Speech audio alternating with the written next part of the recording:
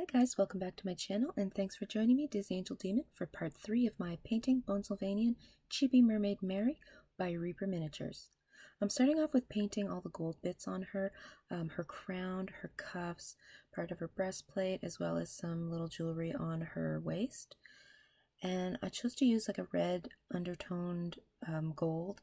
This one was, I believe, shining gold from the older line of Citadel, the previous line of Citadel paints. And I am applying it over white, which is normally not what I would want to do, but because I do want this to be a very bright gold, I'm going to apply a few thin coats of the gold on top of white in hopes to just keep it really bright and really light. And here I'm cleaning up the gemstone on her crown. You can also see that I painted in behind there and on her wrist cuff some green, kind of like a turquoise color. Just wanted to give it the look of like natural stone and kind of just embellish it a little bit more than having it only gold. And I'm just applying a few coats of white on the gemstone to give it a nice clean base to start off with. So what I'm going for here is a dark pink raspberry colored gemstone. So I'm going to start off with my base color, which is going to be pretty much my darkest color, and just do a nice clean base coat of this like raspberry pink red color on there.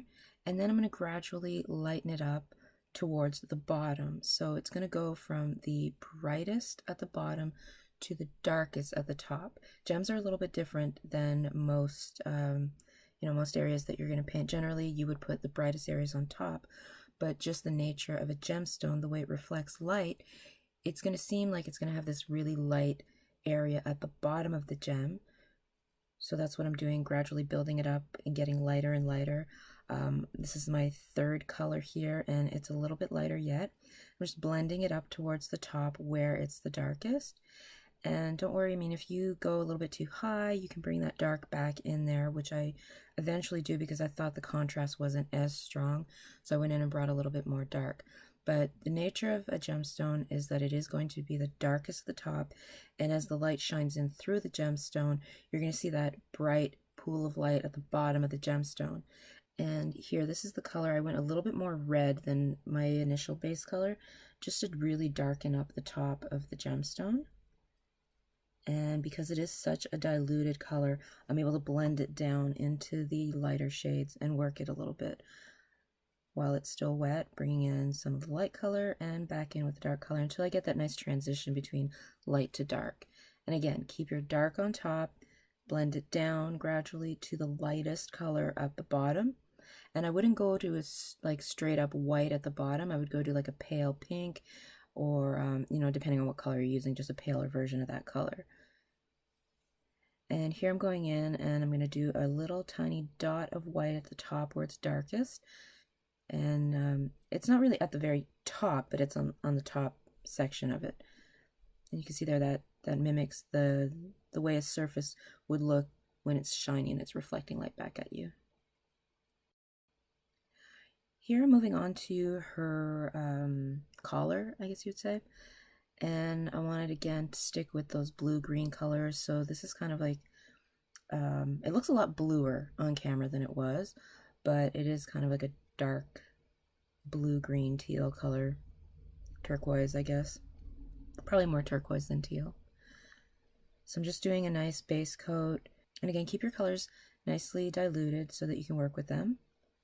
I'm starting here to build up the lighter colors over my base coat. So I went slightly lighter, but still in the same range of teal kind of, I keep wanting to say teal, turquoise colors. And slowly build it up, going from dark at the bottom, underneath, sort of where the shadows would be, and building up lighter towards where the light would hit. And that's basically all I'm going to do here, is just slowly build it up. I'm going to gradually take my paint and get lighter and lighter with it. And you can see it's really diluted, not to the point where the paint doesn't, hold together, that the pigments don't hold together, but it's diluted enough that it blends and it's kind of got a translucency to it so that you can still kind of see the base coats underneath as I build up the color. And it's better to do it that way and gradually build up your color. You won't get these like harsh lines and stuff like that. It'll kind of it'll just like blend together. It'll look foggy sort of and misty and just blend from one color to the other much easier that way. And you can see that I had used the very lightest color only at the very top edge there, not even on the underside of the collar. And here I'm going to add in a little bit of detail with the lightest color just to give it some more life and whatnot, give some like wrinkly sort of shape to the fabric of her collar, because I do want it to look like it's something organic, not, you know, stiff and made of metal. And that's about it for this video. I'm just going to go in and continue to reinforce the bright areas and bring those out a little bit further.